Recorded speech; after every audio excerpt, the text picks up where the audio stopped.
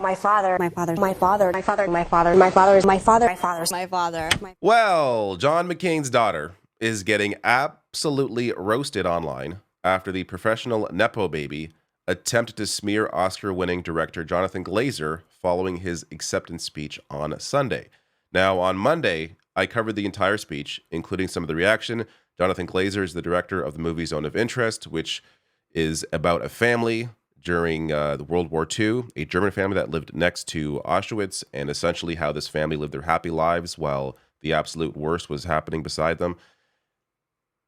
John McCain's daughter, Meghan McCain, in case we're not clear on that, went online to attempt to slam his speech by taking him out of context. So first, I want to play a portion of the speech that she is referring to here, and then I'll get to Meghan McCain's reaction and the reaction to her that is highly enjoyable. So first, here is a portion of that speech. Our film shows where dehumanization leads at its worst. It shaped all of our past and present. Right now, we stand here as men who refute their Jewishness and the Holocaust being hijacked by an occupation which has led to conflict for so many innocent people. Whether the victims of October the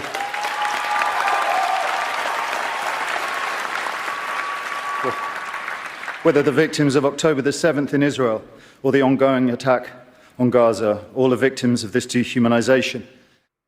All right, so let's be clear about the quote. Again, we stand here as men who refute their Jewishness and the Holocaust being hijacked by an occupation, the right-wing Israeli government occupation of Gaza and the West Bank, just to be clear what that means, which has led to conflict for so many innocent people. It's very clear what he is saying here. He's refuting his Jewishness and the Holocaust being hijacked by a government of Israel that is using those two things to support or to excuse the occupation and, of course, ongoing human rights abuses against Palestinians. Meghan McCain took that and said this. A lot of people in Hollywood showing their ass when a man gets on stage to, quote, refute his Jewishness, and half the room claps. The one good thing about Twitter still, even after Elon Musk took over, is these notes here, these community notes that go on to correct misinformation. Readers added context that they thought people might want to know about. Misleading. Quoted text is a small fragment of the original statement and misses important context, and goes on to give the full quote. Now, she doubled down after being corrected. It's not clear if she actually, who knows what's in her brain. She's incredibly stupid. So it's possible that she simply didn't watch it and saw others quoting it and quoted their quotes, even though they were out of context. But some reactions here before we get to some of the funny stuff, because after she doubles down, it gets a little more wild.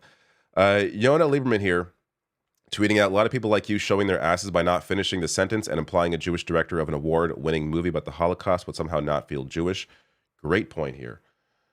Mehdi Hassan replying to Meghan McCain saying that's not what he did. This is a lie. It's a complete cut-off / distortion of this full quote. But now this lie has gone viral, and people like Meghan McCain and I forget her name again, but yeah, Angar Sargon, who I covered on Monday with her reply, a similar sort of out-of-context reply, are refusing to delete their disinformation tweets despite hundreds of people informing / correcting them. Shameful.